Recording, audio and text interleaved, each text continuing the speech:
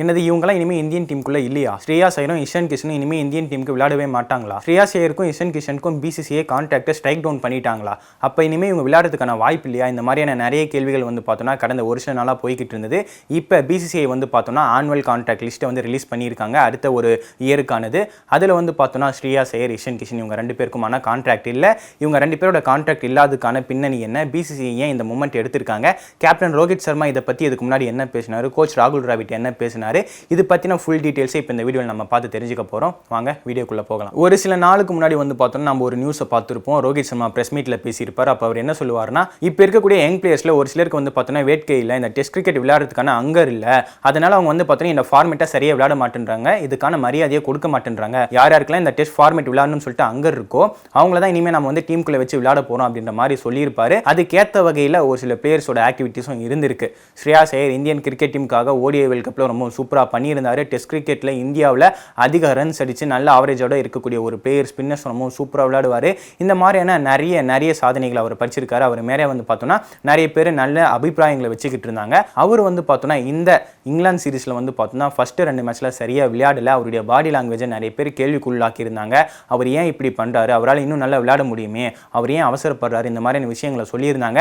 First 2 மேட்ச்க்கு அப்புறமா அவர் டீம்லேருந்து drop செய்யவும் பட்டார். கேஎல் ராகுலுக்கு இன்ஜுரி ஆயிருந்துச்சு. விராட் கோலி அவர் வந்து பார்த்தோன்னா பர்சனல் ஹாலிடேல இருந்தார். அவங்களுடைய மனைவி கர்ப்பமாக இருந்தாங்க, அவங்களுக்கு குழந்தை பிறந்திருக்கு. இதற்கிடையிலையுமே ஸ்ரேயாஸ் ஐயர் டீம்ல இருந்து ட்ராப் செய்யப்பட்டார். அது காரணம் அவர் வந்து பார்த்தோன்னா சரியான ஒரு பர்ஃபார்மன்ஸை கொடுக்கல, அவருக்கு வந்து பார்த்தோன்னா ஒரு அங்கர் இல்லை அப்படிங்கிறது தான். ஸோ ஸ்ரேயாஸ் ஐயரை பொறுத்த வரைக்கும் இதுதான் கதை. இன்னொரு பிளேயர் வந்து பார்த்தோன்னா இந்த லிஸ்ட்டில் அடிப்பட்டவர் இஷான் கிஷன். இஷான் கிஷனுக்கும் பிசிசிஐக்கும், அதாவது இஷான் கிஷனுக்கும் இந்தியன் கிரிக்கெட் டீமுக்குமே ஒரு சின்ன நெருடல், இவங்க ரெண்டு பேருக்குமே நடுவில் வந்து பார்த்தோன்னா ஒரு பிரச்சனை ஒரு 2-3 மாசமாகவே போய்கிட்டு இருக்கு. Indian cricket team south Africa போய் ஒரு டெஸ்ட் சீரிஸ் விளையாடினாங்க. அந்த சீரிஸில் மிட்வேல இஷான் கிஷன் திரும்பி இந்தியாவுக்கு வந்தார். ஃபர்ஸ்ட் மேட்ச் வந்து பார்த்தோன்னா அங்கே சவுத் ஆஃப்ரிக்கா வின் பண்ணியிருப்பாங்க. அதுலேருந்து செகண்ட் மேட்ச்ல இந்தியன் கிரிக்கெட் டீம் ஒரு நல்ல கம்பேக் கொடுத்துருப்பாங்க. இஷான் கிஷன் அந்த டோர்னமெண்ட் பாதியிலிருந்து வெளியே போனார். அவருக்கு பதிலாக அந்த டீமில் வந்து பார்த்தோன்னா கேஎல் ராகுல், கேஎஸ் பரத் இவங்க ரெண்டு பேருமே விக்கெட் கீப்பிங் பேட்ஸ்மேன்ஸாக விளையாடி இருந்தாங்க. அதை ஃபாலோ பண்ணிட்டு வந்த T20 சீரிஸ் சவுத் ஆஃப்ரிக்கா நடந்ததா இருக்கட்டும், இல்லை ஆப்கானிஸ்தான் கூட இந்தியன் கிரிக்கெட் டீம்ல T20 சீரிஸாக இருக்கட்டும், இல்லை இப்போ நடந்துகிட்டு இருக்கிற இங்கிலாந்து கூட நடந்துகிட்டு இருக்கிற டெஸ்ட் சீரிஸாக இருக்கட்டும், இதில் எதுலையுமே இஷான் கிஷன் பார்ட்டிசிபேட் பண்ணல. அவர் வந்து பார்த்தோன்னா மென்டலி வேணும், அவருக்கு வந்து பார்த்தோன்னா மென்டலி கொஞ்சம் ஸ்ட்ரெஸ்டாக இருக்கா அப்படின்ற மாதிரி சொல்லிட்டு டீம் விட்டு வெளியே போனதா. அதே மாதிரி இன்னொரு பக்கம் அவர் வந்து பார்த்தோன்னா டீமை மதிக்கல, டீமோட டிசிஷன்ஸை மதிக்கல அப்படிங்கிற மாதிரியும் சொல்லிக்கிட்டு இருந்தாங்க. இதெல்லாமே ஒரு பக்கம் இருக்க இஷான் கிஷன் வந்து பார்த்தோன்னா டொமஸ்டிக் கிரிக்கெட்டும் விளையாடாமல் இருந்தார். அந்த சமயத்தில் வந்து பார்த்தோன்னா அவர் வந்ததுக்கு அப்புறமா ரஞ்சி நடந்துகிட்டு இருந்தது. ரஞ்சில அவருடைய ஹோம் டீமுக்காக அவர் போய் விளையாடுவார் அப்படின்னு சொல்லிட்டு பிசிசிஐ தரப்புலேருந்து எதிர்பார்த்தாங்க.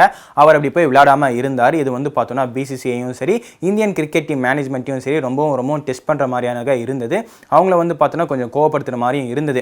இதை பற்றி ராகுல் டிராவிட் கிட்ட கேட்டப்ப அவர் என்ன சொல்லுவார்னா, அவருடைய அவைலபிலிட்டி அவர் தான் வந்து பார்த்தோன்னா சொல்லணும். அவர் தான் டீம் விட்டு வெளியே போயிருக்காரு. அவர் திரும்ப எப்போ விளையாடணும்னு சொல்லிட்டு ஆசைப்படுறாரோ அப்போ அவர் வந்து பார்த்தோன்னா திரும்பி அவருடைய ஃபிட்னஸை நிரூபிச்சுட்டு அவர் டீமுக்குள்ளே வரட்டும், இப்படி ராகுல் டிராவிட் சொல்லியிருந்தாரு. இதே இன்னொரு பக்கம் இஷான் கிஷனை பொறுத்த வரைக்கும் அவர் எந்த ஒரு ஃபார்மேட்டும் விளையாடாம இருந்தாரு. சூரியகுமார் யாதவ் அவர் ஒரு பக்கம் வந்து பார்த்தோன்னா ஐபிஎல்காக ப்ரிப்பேர் ஆகிட்டு இருந்தார். அவர் கூட சேர்ந்து இஷான் கிஷன் ஒரு நாள் பிராக்டிஸ் பண்ண மாதிரியான நியூஸஸும் வந்தது. அதை ஃபாலோ பண்ணிட்டு இப்போ இஷான் கிஷன் வந்து பார்த்தோன்னா டிஒய் பட்டேல் ட்ரோஃபியில் விளையாட போறாரு, ஹர்திக் பாண்டியாவும் விளையாட போறாரு, இப்போ இவரும் விளையாடுவார் அப்படின்னு சொல்லிட்டு எதிர்பார்க்கிறோம் அப்படின்னு சொல்லியிருந்தாங்க. அது ஒரு T20 டோர்னமெண்ட். ஸோ இந்த இடத்துல வந்து பார்த்தோன்னா பிசிசிஐ பொறுத்த வரைக்கும் பிளேயர்ஸ் எல்லாருமே இந்த ரஞ்சி ட்ரோஃபி, அந்த ரஞ்சி ஃபார்மேட் டெஸ்ட் ஃபார்மேட்க்கு இம்பார்ட்டன்ஸ் கொடுக்காம T20 ஃபார்மேட்க்கு இம்பார்ட்டன்ஸ் கொடுக்குறாங்க. ஐபிஎல் வரப்போகுது, அதனால நம்ம ஐபிஎலுக்கு ரெடி ஆகணும் அப்படின்னு சொல்லிட்டு T20 ஃபார்மேட்ஸ்க்கு ரெடி ஆகுறாங்க அப்படிங்கிற மாதிரி ஃபீல் பண்ணிட்டு அவங்க இதை சொல்லவும் சொல்லியிருந்தாங்க. அதாவது யாரெல்லாம் இந்தியன் கிரிக்கெட் டீமுக்கு விளையாடலையோ, அதாவது கான்ட்ராக்ட்ல இருக்கக்கூடிய பிளேயர்ஸ்ல இருந்து யாரெல்லாம் இந்தியன் கிரிக்கெட் டீமுக்கு விளையாடலையோ அவங்க எல்லாருமே டொமஸ்டிக் கிரிக்கெட்ஸ்ல போய் விளையாடணும், பார்ட்டிசிபேட் பண்ணணும், ரஞ்சி விளையாடணும் அப்படிங்கிறத அவங்க வெளிப்படையாகவே சொல்லியிருந்தாங்க. இல்லைனா அவங்களுக்கான பின்விளைவுகள் ரொம்பவும் பெருசாக இருக்கும் அப்படின்ற மாதிரி சொல்லியிருந்தாங்க. இதை வந்து பார்த்தோன்னா பெரிய அளவில் எந்த ஒரு பேரும் எடுத்துக்காத மாதிரி தான் இருந்தது. ஆனால் ஸ்ரேயாஸ் ஐயரை பொறுத்த வரைக்கும் இந்தியன் கிரிக்கெட் டீம்ல இருந்து அவர் 2 மேட்சுக்கு முன்னாடியே வெளியே போயிருந்தாரு. அவர் இப்போ செமிஃபைனல் விளையாடுவார் அப்படிங்கிற மாதிரியான நியூஸஸ் வந்திருக்கு. இஷான் கிஷனை பொறுத்த வரைக்கும் அவர் ஒரு T20 டோர்னமெண்ட் தான் போய் விளையாட போறேன் அப்படின்னு சொல்லிட்டு போயிருக்காரு. இது பிசிசிஐ இன்னும் சீன்ற விதமா இருந்துகிட்டு இருக்கு. ஸோ பிசிசிஐ வந்து பார்த்தோன்னா அவங்க சொன்ன மாதிரியே வந்து பார்த்தோன்னா இந்த வருஷத்துக்கான ஆனுவல் கான்ட்ராக்ட் லிஸ்ட் வந்து விட்டுருக்காங்க. அதில் வந்து பார்த்தோன்னா A+ category, A category, B category, C category இருக்கு. எல்லாருக்குமே தெரியும் A+ கேட்டகரிக்கு வந்து பார்த்தோன்னா 7 கோடி ரூபாய் வருஷத்துக்கு வந்து சம்பளமா கொடுப்பாங்க. அதே A கேட்டகரியில் 5 கோடி ரூபாய், B கேட்டகரியில் 3 கோடி ரூபாய், அதுக்கப்புறமா C கேட்டகரியில் 1 கோடி ரூபாய் அவங்களுக்கு வந்து பார்த்தோன்னா சம்பளமா கொடுப்பாங்க. இது இல்லாமல் மேட்ச் விளையாடுறதுக்கான சம்பளமும் இருக்கு. அது வந்து பார்த்தோன்னா அந்த மேட்சஸ்க்கு ஏற்ற மாதிரி மாறும். டெஸ்ட்டுக்கு ஒரு ரேஷியோலையும், T20 ஒரு ரேஷியோலையும், ODI ஒரு ரேஷியோலையும் கொடுத்துக்கிட்டு இருக்காங்க. ஸோ இது இப்போதைக்கு இருக்கக்கூடிய நிலைமை. இப்போ பிசிசிஐ வெளியிட்டிருக்கிற A+ கேட்டகரியில் யாரெல்லாம் இருக்கான்னு சொல்லி பார்த்தோன்னா ரோஹித் சர்மா இருக்காரு, விராட் கோலி, ஜஸ்பிரீத் பும்ரா, ரவீந்திர ஜடேஜா, இந்த 4 பிளேயர்ஸ் இருக்காங்க. அதாவது 3 ஃபார்மேட்டும் விளையாடக்கூடிய பிளேயர்ஸ் தான் A+ கேட்டகரியில் வைப்பாங்க. ஸோ அந்த வகையில் இவங்க இவங்க 4 பேரும் வந்து பார்த்தோன்னா A+ கேட்டகரியில் இருக்காங்க. அதுக்கப்புறமா A கேட்டகரியில் வந்து பார்த்தோன்னா ரவி அஸ்வின், முகமது ஷமி, முகமது சிராஜ், KL ராகுல், சுப்மன் கில், ஹர்திக் பாண்டியா இவங்க எல்லாருமே வந்திருக்காங்க. மொத்தம் 6 பிளேயர்ஸ் வந்திருக்காங்க. அடுத்து B கேட்டகரியில் வந்து பார்த்தோன்னா 5 பிளேயர்ஸ் இருக்காங்க. சூரியகுமார் யாதவ், ரிஷப் பண்ட், குல்தீப் யாதவ், அக்ஷர் பட்டேல், யஷ்வஸ்வி ஜெய்ஸ்வால். இதுல வந்து பார்த்தோன்னா பண்ட் அண்ட் அக்ஷர் பட்டேல் இவங்க 2 பேருமே போன கான்ட்ராக்ட்ல வந்து பார்த்தோன்னா A கேட்டகரியில் இருந்தவங்க இப்போ வந்து B கேட்டகரிக்கு வந்திருக்காங்க. அக்ஷர் பட்டேல் டீம்ஸ்குள்ள வந்து பார்த்தோன்னா ரெகுலரா அவருக்கான வாய்ப்புகள் கிடைக்கல, அதனால அவர் டிமோட் பண்ணியிருக்காங்க. இன்னொரு பக்கம் ரிஷப் பண்ட் ஆக்சிடென்ட் ஆனதுக்கு அப்புறமா இந்தியன் கிரிக்கெட் டீமுக்கு அவர் குவைட் ரெகுலரா விளையாடுறது இல்ல.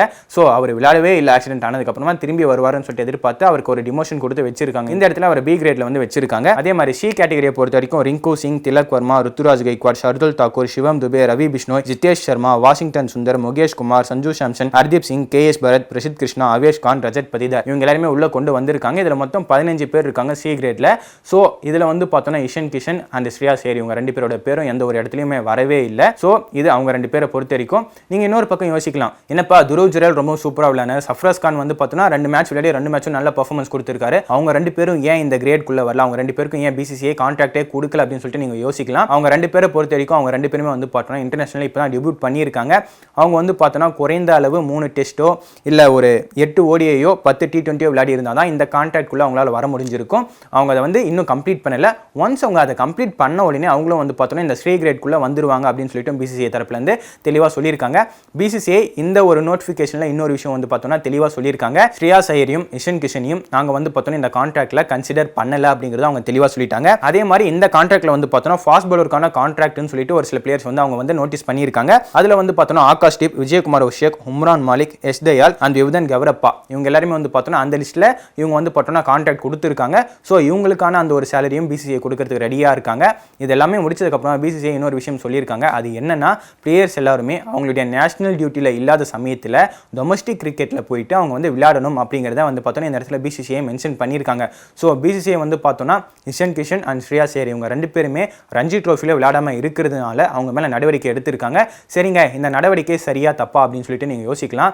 ஏங்க இப்போ ரஞ்சி ட்ரோஃபிங்கிறது வந்து பார்த்தோன்னா சாதாரணமாக தெரியல இப்போ இருக்கக்கூடிய யங் கிரிக்கெட்டர்ஸ்க்கு. ஆனால் பல காலங்களுக்கு முன்னாடி IPLக்கு முன்னாடி ரஞ்சி ட்ரோஃபி மூலியமாக தான் இந்தியன் கிரிக்கெட் டீமுக்கான பிளேயர்ஸை செலக்ட் பண்ணுவாங்க.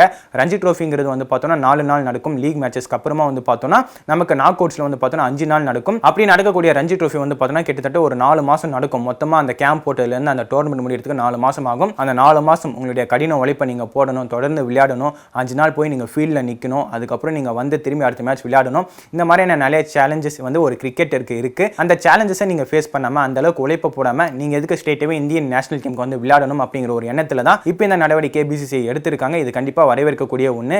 ஏன்னா காலகாலமாக அங்கே விளையாடிக்கிட்டு இருக்கிற நிறைய கிரிக்கெட்டர்ஸ்க்கு வாய்ப்பு கிடைக்காதப்ப IPLல வந்து சும்மா ஒரு மேட்சோ 2 மேட்சோ வந்து ஒரு ஹீரோயிக் பர்ஃபார்மன்ஸ் கொடுத்துட்டு உள்ள வந்து விளையாட பல பிளேயர்ஸ் வந்து நம்ம ரீசென்ட் பாஸ்ட்ல பார்த்துருக்கோம். அவங்களால நேஷனல் டீம்ல நிலைச்சு நிற்கவும் முடியல. ஸோ இந்த இடத்துல தொடர்ந்து ரஞ்சி ட்ரோஃபிக்கு விளையாடக்கூடிய பிளேயர்ஸ்க்கு தான் நாங்கள் முன்னுரிமை கொடுப்போம் அப்படின்னு சொல்லிட்டு BCCI சொல்லியிருக்கிறத நிறைய பேர் வந்து பார்த்தோன்னா வரவேற்றிருக்காங்க. இதே மாதிரி இதுக்கு அடுத்து வரக்கூடிய காலகட்டத்திலையும் இருக்கணும் அப்படிங்கிறது தான் கிரிக்கெட்டை ரசிக்கக்கூடிய ஃபேன்ஸோட ஒரு வேண்டுதலாக இருக்குது, அவங்களுடைய ஒரு கோரிக்கையாகவும் இருக்குது. இதே இன்னொரு பக்கம் இஷன் கிஷனாக இருக்கட்டும், ஸ்ரேயாஸ் ஐயராக இருக்கட்டும், அவங்க 2 பேருமே மனம் திருந்தி அவங்க வந்து பார்த்தோன்னா இதுக்கப்புறமா BCCI சொல்லக்கூடிய அந்த வழிமுறைகளை பின்பற்றி அவங்களும் வந்து பார்த்தோன்னா நேஷனல் டீமுக்கு வந்து விளையாடணும் அப்படிங்கிற ஒரு எதிர்பார்ப்போடு இருக்காங்க. ஏன்னா இவங்க 2 பேருமே டீமுக்கு தேவையான ஒரு பிளேயர்ஸாக இருந்துகிட்டு இருக்காங்க. ரொம்ப யங்ஸ்டர்ஸ், ரொம்ப குறைஞ்ச வயசு தான். ஸோ அவங்க திரும்பி வந்து விளையாடணும், அவங்க செஞ்ச தவிர அவங்க புரிஞ்சுக்கிட்டு திரும்பி வந்து விளையாடணும் அப்படிங்கிறது அவங்களுடைய கோரிக்கையாக இருக்குது. இதில் இஷன் கிஷனை பொறுத்தவரை அவருக்கு அந்த டெஸ்ட் டீமில் அவருக்கான இடம் வந்து பார்த்தோன்னா ரொம்பவும் ஒரு எதிர்பாராத விதமாக தான் கிடைச்சது. ஏன்னா ரிஷப் பண்ட்டுக்கு பொறுத்த வரைக்கும் ஆக்சிடென்ட் ஆச்சு. அதுக்கப்புறமா KS பரத் அவரால் அந்த சமயத்திலும் சக்ஸஸ்ஃபுல்லாக பண்ண முடியல. ஸோ அதுக்கப்புறமா அப்போ கிடைச்ச ஒரு வெற்றிடத்தில் இஷன் கிஷன் உள்ள வந்து ரொம்பவும் நல்லா பண்ணார். அதுக்கப்புறமா டெஸ்ட் டீமில் அவர் ஒரு விக்கெட் கீப்பராக விளையாடிக்கிட்டு இருந்தார், ரொம்ப நல்லா பர்ஃபார்மன்ஸ் பண்ணிட்டு இருந்தார். பட் அன்ஃபார்ச்சுனேட்லி என்ன நடந்ததுன்னு சொல்லிட்டு நமக்கு தெரியல. அவர் டீம் விட்டு வெளியே வந்தார். அதுக்கப்புறம் இப்போ இவ்வளோ பெரிய பூதாகரமான ஒரு விஷயம் வெடிச்சிருக்கு. கண்டிப்பாக இதை வந்து ஷார்ட் அவுட் பண்ணணும், அதுக்கான ஒரு வழி இருக்கும். அதை தேடி அவர் ஷார்ட் அவுட் பண்ணிட்டு திரும்பி டீமுக்குள்ளே வந்து விளையாடணும் அப்படிங்கிறது தான் அவருடைய ஃபேன்ஸோட எதிர்பார்ப்பாக இருக்கும். இந்த வீடியோவில் அவ்வளோதாங்க. இதே மாதிரி அடுத்தடுத்த வீடியோவை நீங்கள் தொடர்ந்து பார்க்கணுன்னா IBC ஸ்போர்ட்ஸ் சேனலை சப்ஸ்கிரைப் பண்ணி ஃபாலோ பண்ணுங்கள். நன்றி, வணக்கம்.